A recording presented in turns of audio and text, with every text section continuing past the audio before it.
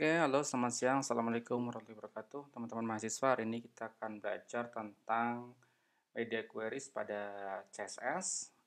Terakhir kita telah belajar tentang object feed dan object position pada image ya agar image kalian jadi lebih rapi pada tampilan websitenya. Nah, hari ini kita akan menyinggung tentang media queries, salah satu komponen yang paling penting digunakan saat kita membuat tampilan website agar lebih responsif. Kita tahu pada device yang kita pakai sehari-hari ya, teman-teman, ada yang menggunakan handphone gitu ya, ada yang menggunakan tablet, ada yang menggunakan laptop gitu ya, dan juga ada yang menggunakan desktop gitu ya, PC desktop yang setiap device itu memiliki ukuran yang berbeda-beda layarnya. Jadi kalau kita lihat HP gitu ya, itu kurang lebih ukurannya adalah 320 sampai 480 pixel. Nah, sedangkan kalau sekelas tablet itu ukurannya antara 481 hingga 768 pixel. Kemudian ada laptop, ya lebih besar lagi, dia ukurannya 769 hingga 1024 pixel, dan selebihnya kita anggap saja desktop dengan ukuran lebih dari itu. Nah, pada CSS ini dia bisa melakukan support untuk melakukan styling pada setiap device yang kita sebut dengan media queries. Jadi, kalau dulu sebelum ada CSS3 itu teman-teman, kita harus membuat CSS itu berbeda-beda ukurannya. Ya misalnya untuk HP CSS-nya misalnya font.css gitu ya, tablet misalnya tablet.css dan sebagainya. Namun semenjak CSS melakukan transformasi, yaitu versi ketiga sudah ada media queries, itu kita bisa menggunakan yang namanya media queries agar tampilan kita lebih responsif gitu ya. Nah, teman-teman silahkan buat sebuah folder baru ya. Saya buat di folder web design misalnya. Nah, di sini saya buat nama foldernya adalah media, oke ya. Lalu saya buka Visual Studio Code, lalu di sini saya pilih open folder ya. Lalu saya cari web design, lalu pilih folder tadi yaitu media, lalu saya buka open. Nah, sekarang saya telah membuka folder media sebagai project saya. Nah, sekarang saya tinggal membuat satu folder, yaitu folder CSS, dan satu folder image. Ya, di media ya, di media. Di media. Jadi bukan di folder CSS-nya, tapi di luar ya. Di luar. Jadi image. Lalu saya buat satu file lagi, yaitu index.html. Dan di CSS saya buat satu file namanya style.css. Oke. Nah, di file index.html saya aktifkan pakai emmet ya. Saya mengetikkan tanda seru seperti ini. Nah, teman-teman pastikan teman-teman ketika ingin membuat sebuah laman web design yang responsif, di sini kita telah menambahkan metaname-nya viewport dengan konten width-nya adalah device width dengan initial scale adalah 1,0. Ini yang akan mendukung media queries gitu ya. Nah, di sini di image saya tambahkan satu buah gambar ya. Jadi teman-teman bebas gambarnya, saya ambil yang landscape saja, saya drag drop ke sini. Nah, di sini sudah ada gambar seperti ini ya. Teman-teman boleh ngambil dari Google gitu ya. Nah, di sini di body saya akan tambahkan beberapa elemen HTML di sini. Ya, misalnya ada dua gitu ya. Nah, misalnya adalah saya berikan judul media queries. Ini. Oke, lalu di bawahnya saya tambahkan image gitu ya, image image ya, src. Src-nya saya ambil dari folder image, lalu landscape ya. Untuk ALT-nya sama src-nya saya abaikan gitu ya. Lalu teman-teman, saya juga buat satu buah kelas ya, yaitu titik ya. Saya buat kelas namanya kontainer. Lalu di setiap kontainer saya buat kolom ya. Oke. Nah, jadi ini namanya kolom 1. Nah, Lalu saya copy paste yang ini ya, yang ini saya copy paste. Nah, jadi ada 3 kolom di sini. Kolom 1, kolom 2 dan kolom 3. Oke. Sekarang teman-teman, kita telah membuat sebuah tampilan HTML sederhana di sini. Jadi kalau teman-teman membuka di sini, itu tinggal caranya adalah klik foldernya ya. Foldernya media, lalu kita klik indeks HTML-nya. Tampilannya adalah seperti ini, masih kita belum melakukan styling. Nah, selanjutnya kita akan menghubungkan dengan style CSS yang ada di sini ya. Jadi kita akan menghubungkan style CSS. Oke, caranya adalah sebelum head saya menggunakan dengan link href ya. Lalu saya panggil nama foldernya, lalu stylenya CSS, kemudian type-nya adalah text atau CSS, lalu rel-nya adalah style sheet. Oke, sekarang seperti ini.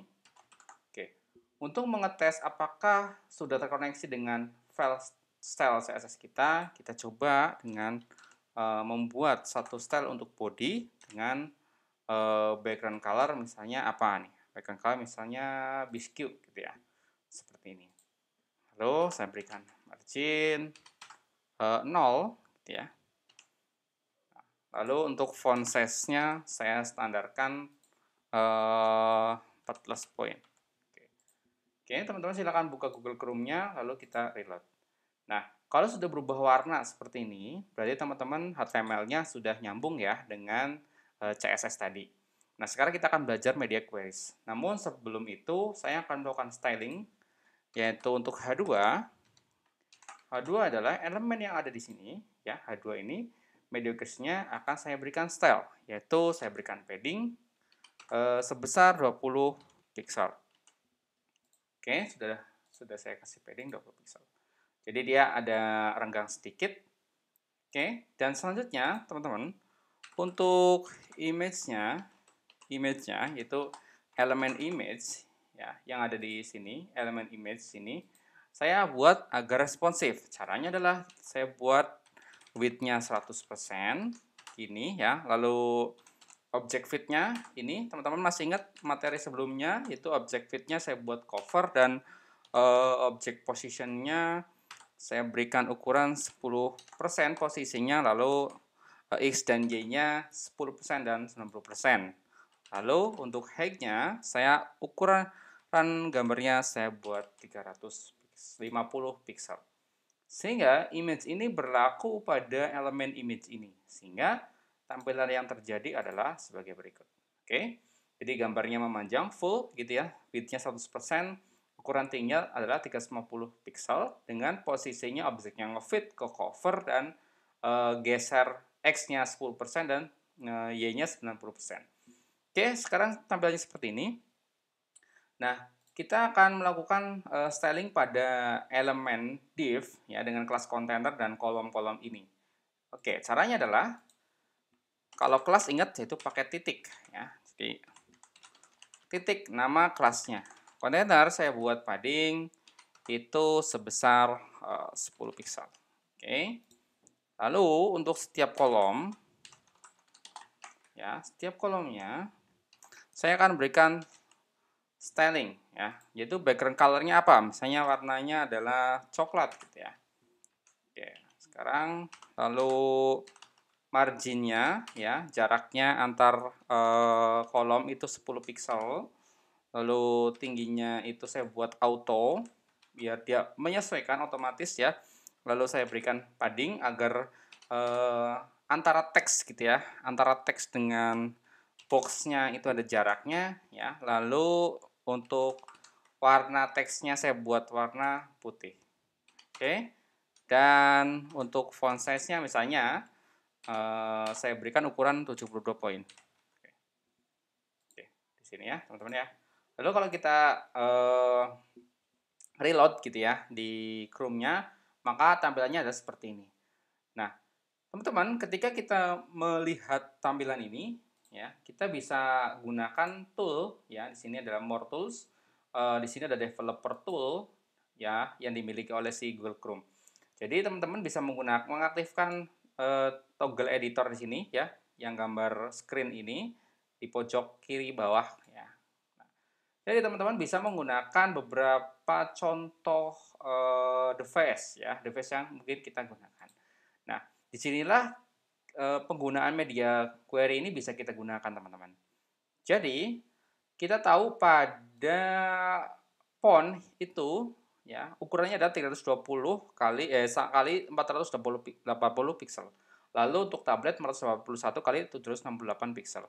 Nah, saya akan contohkan untuk font saja ya, nanti teman-teman menyesuaikan. Ya. Jadi sekarang saya akan sesuaikan ukuran ketika dia mengecil seperti ukuran font ya. Jadi di sini saya coba ukur kecil 480 pixel. Nah, saat ini misalnya saya langsung ketikkan saja ya di sini ya. 480, saya enter. Nah, jadi tampilan sekarang adalah seperti ini ya, teman-teman ya. Nah, kalau kita lihat fontnya itu terlalu besar ya, jelek ya kalau misalnya dia tampil di HP gitu ya. Jadi kita bisa sesuaikan pada ukuran 480 pixel. Nah, caranya adalah dengan menambahkan di sini di media screen ya, misalnya saya atur untuk font dulu ya, atur untuk font dulu ini ya, lalu teman-teman tinggal menggunakan kode media screen. Nah, seperti ini media screen. Oke, media di sini adalah only screen. Oke, and nah misalnya min width-nya. Jadi kalau font itu 320, jadi min width-nya adalah 320 pixel gitu ya, ingat ya. Lalu kita bisa tambahkan maksimal untuk font itu n misalnya max width-nya. Max width-nya adalah 480 pixel. Oke.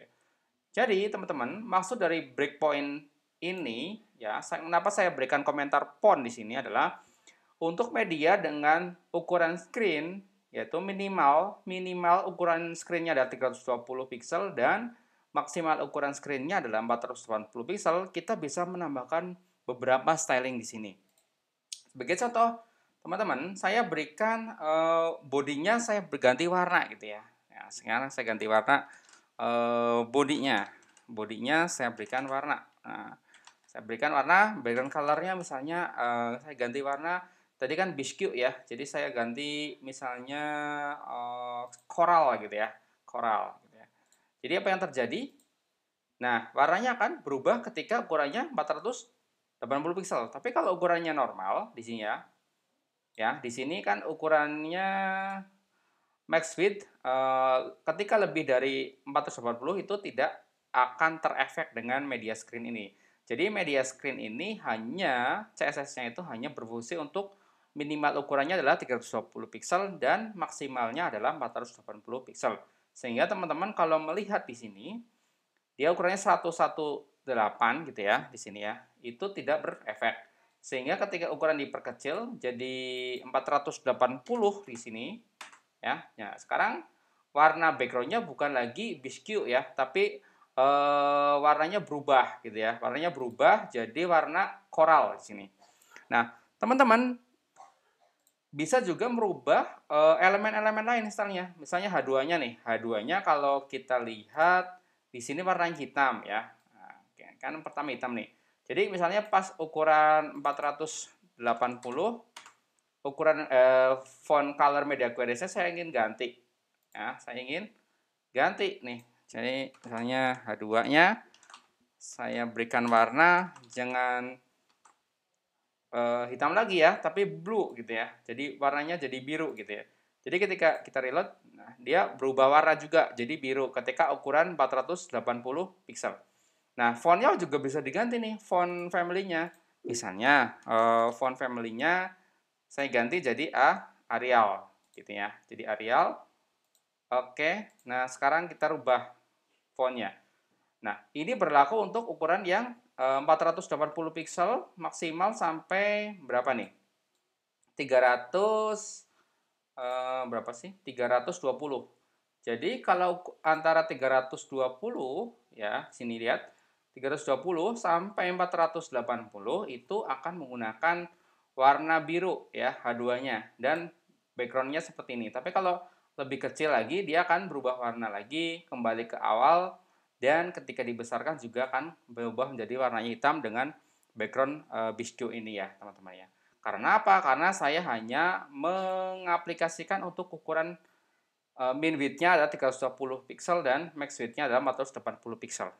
Oke. Nah, teman-teman, saya akan coba melakukan eksplorasi untuk kolom ya. Ya. Jadi kolom ini kan menggunakan background-nya warnanya coklat gitu ya, margin-nya sekian gitu ya. Nah, saya ganti ketika ukuran 320 ini dan maksimal 480 ini, background color-nya saya rubah jadi warna lebih lebih gelap gitu ya. Misalnya warnanya jadi hijau gitu ya. Jadi hijau, lalu saya coba reload kembali di sini ya.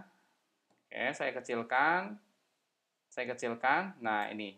Nah, ini kan masih jelek nih, masih jelek di mana fontnya masih terlalu besar. Jadi saya kecilkan fontnya ya, jadi font size-nya saya kecilkan lagi jadi 24 poin gitu ya. Misalnya jadi 24 poin. Lalu kita coba kecilkan. Nah, kan jadi lebih rapi gitu ya. Terus teman-teman, misalnya ketika di posisi ukuran 320 kali 480 pixel, gambar ini tidak ingin ditampilkan. Caranya bagaimana? Untuk menghilangkan ini, kita cukup panggil elemen image-nya ya. Image-nya, lalu saya display-nya saya hilangkan. Kalau display tinggal dinonkan saja. Oke. Jadi ketika ukuran ini, maka gambarnya jadi hilang. Tapi kalau ukurannya lebih dari 480 pixel, maka muncul kembali gambarnya seperti ini. Oke, dikecilkan, saya ukurkan jadi 480, maka dia akan mengecil dan gambarnya jadi hilang, gitu ya. Jadi kurang lebih penggunaan dari media screen ini kurang lebih seperti itu untuk penggunaan manipulasi layar ya teman-teman ya. Ini akan sangat berguna. Nah ini baru saya contohkan adalah font. Nah teman-teman silahkan coba untuk tablet gitu ya, untuk laptop, untuk desktop itu dicoba-coba saja. Tinggal mengikuti ukuran yang ada di sini. Ya misalnya ini ukuran-ukuran yang umum lazim digunakan ketika kita melakukan desain web. Jadi ukurannya seperti ini. Ya, teman-teman silahkan coba-coba.